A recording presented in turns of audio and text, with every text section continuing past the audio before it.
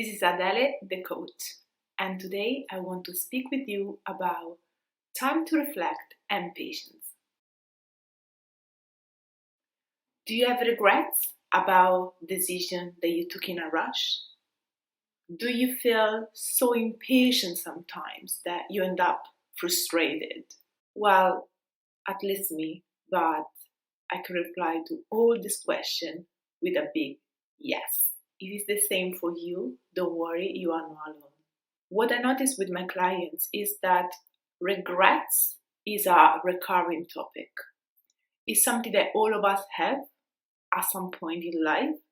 Some of us have for a small decision.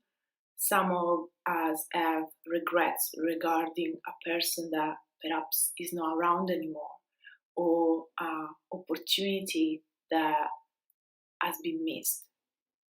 What I learned is that being patient and not thinking through the situation and the scenarios related to our decision is counterproductive. Quick decisions, at least from my perspective, are a result of two factors: fears and shame. Fear of the loss behind the decision itself. By choosing between A and B, I will lose one of the two. If I choose A, I will lose B, and vice versa. The second factor is shame.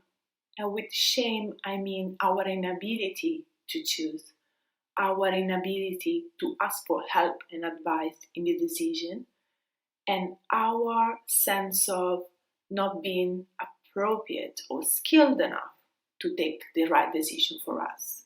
Because being uncertain about a decision can be uncomfortable and can create a form of pain, some of us choose the quick rush.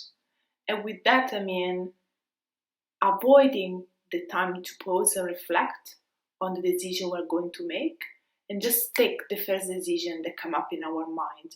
Follow the gut, the instinct. In reality, that is only the screaming voice from our fears that want us to move as quickly as possible from that moment of discomfort.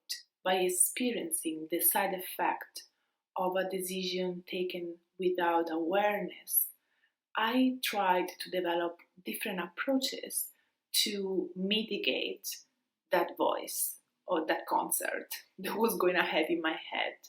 I found that time to think through, so time to reflect, helped me be grounded, centered, present, and unshakable.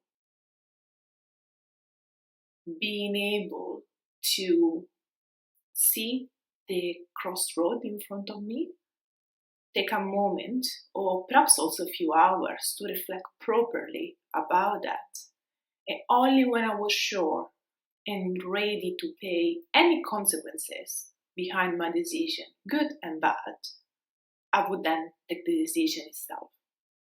By doing so, with such a strong awareness and centeredness, I always noticed that whatever consequence were coming up, I was serene with myself.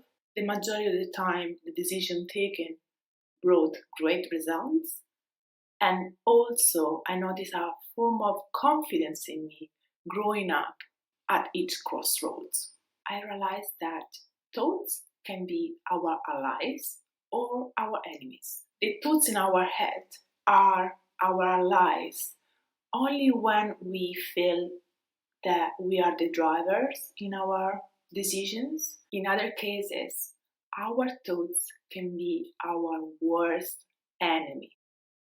When our thoughts are suggesting that we are running out of time, that we need to be quick and take the decision, that this situation is too uncomfortable to be with. This idea of thoughts being allies or enemies is well expressed in a book named The MailChimp. The brain is described as the place where three different parts are coexisting. The chimp part is the one driven by fears and shame. The human part instead is where the awareness is sitting. a moment of pause can help the human part to emerge.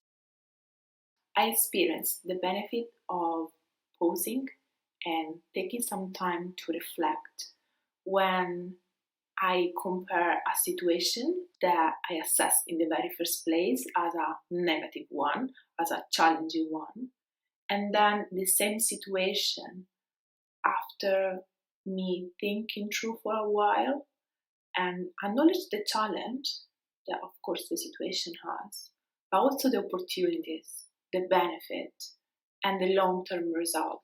What I encourage you to do and remind myself is that decision coming from awareness, decision resulted from a moment of pause, give always, and I want to use this word, always, better results than the decision taken in a rush, the decision driven by fears.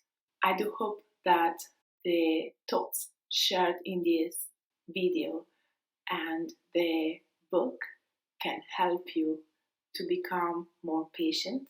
It's something that I'm still working on, and to treasure and appreciate more time to reflect. Ciao!